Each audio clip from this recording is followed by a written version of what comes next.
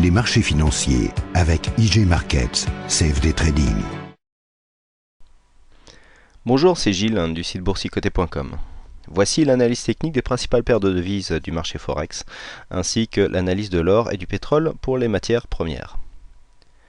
Nous sommes le lundi 13 juin 2011 et aujourd'hui l'euro-dollar, comme c'était un peu anticipé, marque une pause dans sa consolidation, puisque je vous avais indiqué dans l'analyse que j'ai postée hier soir que nous étions dans une forte zone de survente. Vous voyez le RSI stochastique qui vient de croiser sa ligne de signal et un MACD qui est en train de se retourner. J'anticipais plutôt une phase de consolidation du mouvement baissier, c'est un peu ce qui se passe. Alors attention, on a une forte pression baissière puisque l'on voit que pour une consolidation, le mouvement technique est très peu ample, savoir que vraiment on aurait pu remonter, j'anticipais une remontée ici aux alentours des 1,4450, mais en fait on n'est même pas repassé au-dessus des 1,44 puisque nous avons un plus haut à 1,4404. Oui, donc on a vraiment effleuré cette zone et puis là on est en train de redescendre. Donc attention, ici c'est le support qui avait été ici défini par ces deux précédents plus bas. On voit qu'il a quasiment été respecté à la lettre à part à l'ouverture d'hier, mais bon, attention aux ouvertures du dimanche soir. En général les spreads sont toujours très larges et la liquidité n'est pas encore optimum, même sur la paire euro-dollar, donc il est dangereux de prendre position sur cette période. D'ailleurs les spreads en général sont, pour ceux qui ne sont pas en spread fixe, sont en général sont assez impressionnants. C'est normal, par manque de liquidité on peut avoir des spreads qui s'élargissent, c'est un peu le fonctionnement des marchés qui est comme ça. Donc là on constate bien une phase de retournement qui nous est indiquée par le MACD, une forte zone de survente. Mais les cours remontent très très peu. Donc là, on peut avoir sur ce genre de configuration une cassure de ce support haussier, car on voit que la pression est vraiment vendeuse. Si on n'arrive même pas à dépasser ici les 1,4420, eh bien il y a fort à parier qu'ici les cours vont continuer à descendre. Donc nous avons un retracement des 61,8 à 1,4247 qui sera le prochain objectif en cas de réel franchissement des 50%.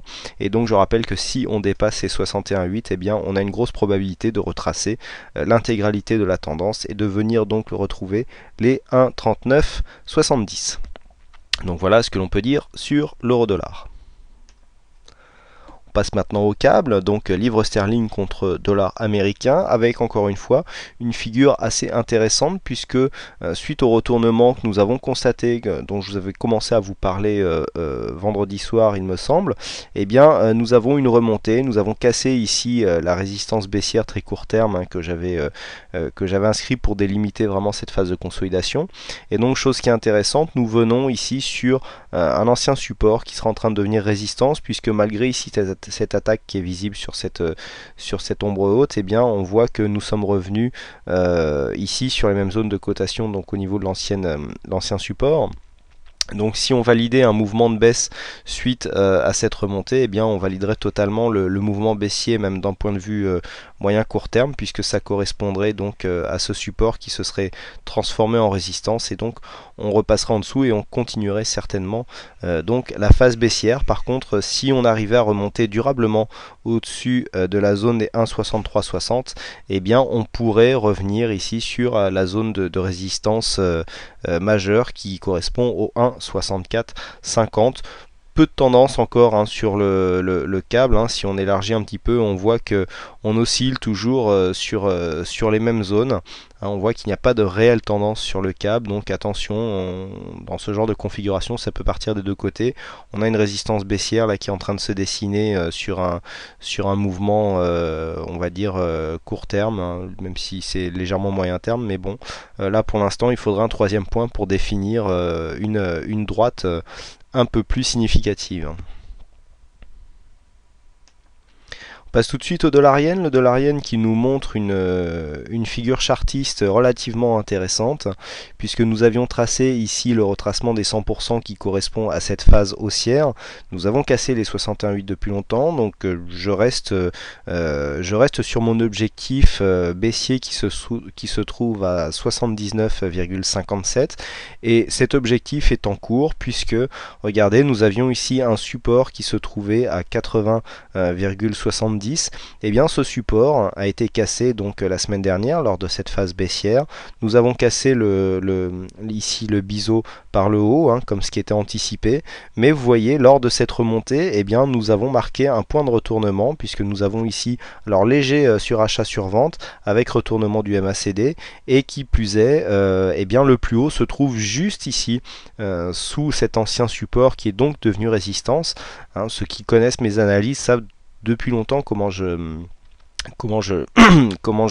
j'anticipe ce genre de mouvement, comment je les joue. Savoir qu'ici, quand on a un support qui devient résistance et que l'on a eh bien les cours qui reprennent à la baisse, eh bien ça confirme la tendance, à savoir que nous sommes toujours dans une tendance baissière, puisque l'on voit qu'ici nous venons marquer des plus hauts toujours de plus en plus bas. Donc là, ici sur ce genre de mouvement, on est revenu chercher un point haut.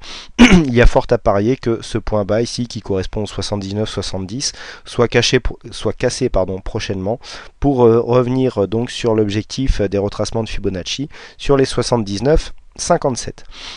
Pardon. Au niveau de l'or, l'or c'est pareil, donc matière première, on avait tracé un retracement et je vous avais dit que suite à l'attaque ici des 23,6, nous avions l'objectif donc des 38,2 aux alentours des 1522,50, donc l'objectif a été atteint dans la journée puisque nous avons marqué un plus bas pour l'instant à 1521,1, donc là on voit la règle des Fibonacci qui joue, on a un début de consolidation qui est marqué par la cassure des 23,6 et donc nous descendons, nous cassons ici un support intermédiaire qui se trouvait aux alentours des 1530 $ l'once d'or fin. Et bien nous venons valider premier objectif, donc retracement de Fibonacci 38,2 à 1523. Et en cas de cassure, alors maintenant il faut voir si les cours se comportent sur cette zone comme sur une zone de support ou s'il y a une cassure directe, et dans ce cas là l'objectif suivant serait bien sûr les 1512 $ l'once qui correspondent au retracement des 50%. Attention, si on venait à repasser au-dessus des 1535, eh bien ce mouvement serait invalidé puisqu'on aurait une rupture de la dynamique baissière. Donc voilà, en cas de là pour l'instant on a atteint un objectif. Au niveau des indicateurs, on est légèrement survendu, pas trop d'amplitude encore sur le MACD, donc on peut très bien remonter. Il est à mon avis dangereux de prendre une cassure baissière directement sur cette configuration. On attendra un mouvement technique qui peut nous ramener ici sur la zone entre 1530 et 1535 sans casser les 1535. Si on revenait à remonter sur cette zone, ça permettrait peut-être aux indicateurs de sortir de leur zone de survente, et donc dans ce cas là on pourrait jouer la continuité de tendance pour venir chercher, en cas de cassure ici des 38,2, eh bien la zone des 50%. On termine enfin par le pétrole, donc WTI, brut léger américain, qui casse en fait son support intermédiaire du range dans lequel nous sommes depuis maintenant quelques semaines.